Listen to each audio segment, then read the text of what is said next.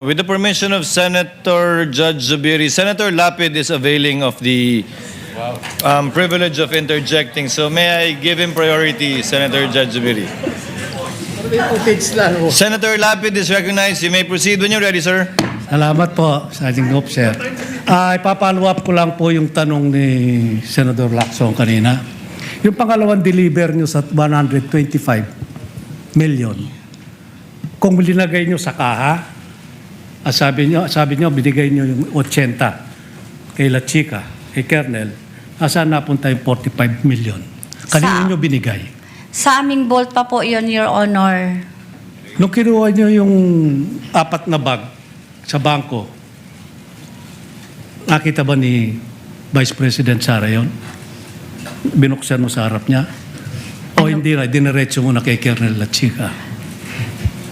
Pagkuha ko po ng pera sa bangko, inilagay ko sa bag, Your Honor. Dinala po namin yon sa opisina po namin at doon po nilagay ko po sa aking extension office, Your Honor. Hindi mo linagay sa vault?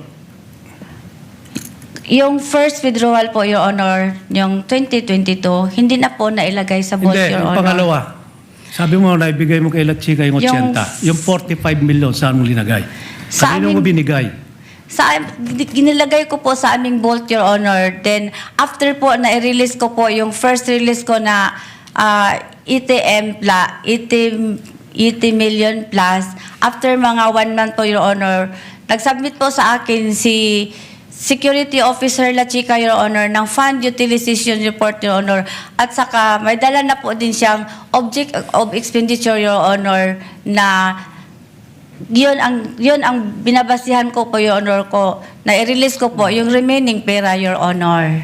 Yun nga po, at marami rin po nagtatanong, pero hindi ko itatanong kung sino yung piatos, kung anong alias. Sabi nga po ni Senator Risa Ontiveros, may kapangalan siya, may ka-birthday pa siya. Meron din pong sinabi yung prosecutor na may 2 lapid na nando doon. Papasalamat po ako kung totoong lapid yung kamag-anak ko po kasi. Sabi po kasi ng tatay ko, basta lapid kamag-anak ko. Kaya magpapasalamat po ako sa defense at kay La Chica kung nabigyan yung kamag-anak ko. Kung hindi, kung alias yun, paano yung pangalan at apelido namin na inalias nyo lang pala, hindi totoong tao? Your Honor, yung mga documents po na yan ay galing po sa security officer, Your Honor, na si Colonel La Chica, Your Honor, na itinalaga po ni Vice President, Your Honor.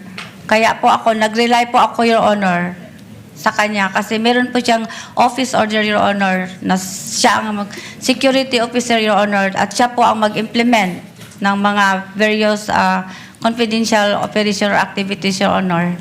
Ba't yung pinagkatiwalaan si Colonel La Chica, may nakita ba kayong background niya?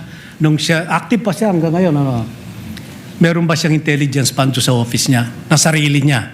Kasi karamihan ng mayor, local official, military, police, army, navy, may mga intelligence fund po yan.